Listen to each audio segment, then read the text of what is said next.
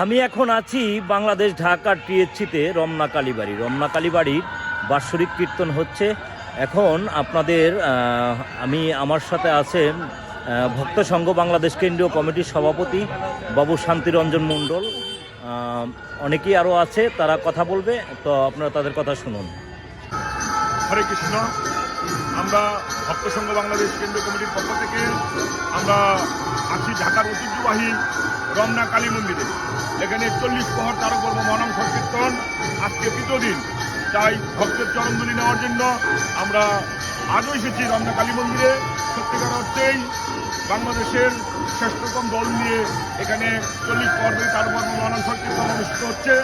আজকে নামের তৃতীয় দিন আমরা ঘুরে এসেছি রমনা কালী মন্দিরে।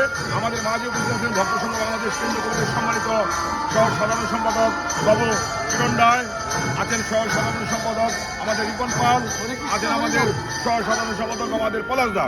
হরে কৃষ্ণ, হরি বল। সকলে আশীর্বাদ করবেন আমাদের ভক্ত সংঘ বাংলাদেশ কেন্দ্রীয় কমিটির জন্য।